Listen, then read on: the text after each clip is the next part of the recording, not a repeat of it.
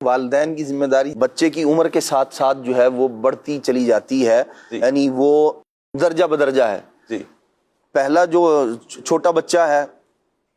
تو اس کی تعلیم و تربیت اس کی عمر کے اعتبار سے ہے، اس کو مینرز، اس کو کھانا پینا، دیگر چیزیں، اگر مثال کے طور پر آپ رشتہ داروں کے ہاں جاتے ہیں تو وہاں اس کا انداز کیسا ہونا چاہیے، تو معاشرے میں رہن سہن، جو فرائض واجبات کا علم ہے اس کے ساتھ ساتھ جو اخلاقیات ہیں، جو مروت کا تقاضا ہوا کرتی ہیں، وہ چیزیں بھی والدین نے ہی سکھانی ہوتی ہیں۔ جیسے جیسے اس کی عمر بڑھتی چلی جاتی ہے، وہ عمر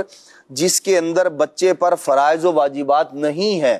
تو اس کے اندر ظاہر سی بات ہے اس کو انہی چیزوں کا علم سکھایا جائے گا، جیسے ضروری عقائد ہیں۔ عام طور پر چھوٹے بچوں کو یہ بات سکھائی جاتی ہے اور انہیں معلوم ہوتا ہے ہمیں کس نے پیدا کیا ہے، اللہ تبارک تعالیٰ نے پیدا کیا ہے۔ تو یوں درجہ بدرجہ والدین کی ذمہ داری ہوتی ہے کہ جو چیزیں اہم، الاہم فالاہم، جو سب سے پہلے اہم ہے پہلے وہ سکھائیں اور اس کے بعد پھر جو اہم ہے وہ سکھائیں، فضولیات سے بچے کو بچائیں۔ جب آپ ایک ذوق دے دیتے ہیں نا بچے کو، تربیت کا، تعلیم کا، علم کا، جب آپ نے اس کو مزہ چکھا دیا ہے نا بچے کو، تو پھر ہوگا کیا، والد اگر سکھانے والا ہو نا اور اس کے پاس بھی علم ہو تو بچے پھر وہ خود بخود اس سے سیکھتے رہتے ہیں۔ بچے کہانیاں بھی تو سنتے ہی ہیں نا، جی، کیونکہ کہانیوں کا ذوق آپ نے لگا دیا نا۔ یہی بات ہے، جس چیز کا آپ نے ذوق اپنی اولاد کو دے دیا ہے، اگر آپ نے انہیں کہانیوں کی صورت میں، اچھا یہاں بھی عقل مندی کا تقاضا یہ ہے، سٹوریز کی صورت میں بھی آپ تعلیم دے سکتے ہیں۔ ایک تو یہ ہے کہ محض وقت گزارنے کے لیے فضول میں کہانی آپ نے ایسی بیان کی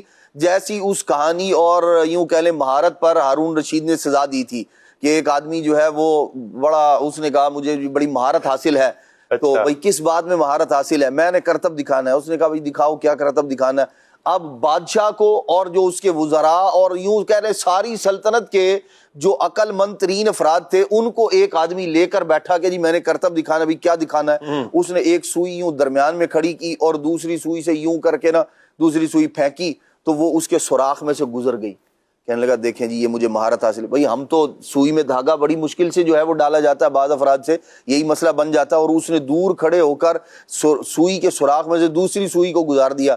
بادشاہ بڑا حیران ہوا، کہنے لگا اس کو جو ہے نا اتنی اشرفیاں دی جائیں اور جتنی اشرفیاں دی جائیں اتنے اس کو درے لگائے جائیں، کوڑے بھی مارے جائیں۔ اس نے کہا جی یہ کیا بات، کہا کہ یہ جو تو نے محنت کی ہے اس وجہ سے تجھے درے لگائے گئے ہیں، اور یہ جو فضول کام کیا ہے جس کا کوئی فائدہ نہیں ہے، اور ہمیں بھی ایسے کام اس لیے دی گئی ہیں، اشرفیاں اس کام کے لیے کہ بھئی جو تو نے مہارت حاصل کر لی ہے، سوئی کے اندر سے تو نے جو ہے وہ دوسری سوئی کو گزار دیا ہے، لیکن یہ اتنے لوگوں کا جو وقت برباد کیا ہے، ضائع کیا ہے، جس کا کوئی فائدہ نہیں ہے، اس کی وجہ سے تجھے درے لگائے جائیں گے۔ تو بات یہ ہے کہ اگر آپ نے اپنے بچوں کو ایسی ایکٹیویٹی کے اندر لگایا ہوا ہے پھر تو یہ سوالیہ نشان ہے کہ کہیں کوئی بادشاہ وقت آئے جو آپ کو جو ہے نا وہ درے لگائے اور پھر بندے کو خیال آئے کہ بھائی، لیکن پہلوں کے جو واقعات ہیں ان سے عبرت حاصل کرنی چاہیے ہمیں۔ اپنی اولاد کا خود بھی وقت ضائع نہ کریں، اگر سٹوریز کی صورت میں سکھانا ہے تو غلام رسول جو ہے وہ ماشاءاللہ بہترین تربیت کر رہا ہے بچوں کی، وہ دکھائیں، اور اسی طرح جو بچوں کا مدنی چینل ہے وہ دکھائیں۔ امیر سنت کے بڑے پیارے پیارے رسائل ہیں بچوں کے حوالے سے،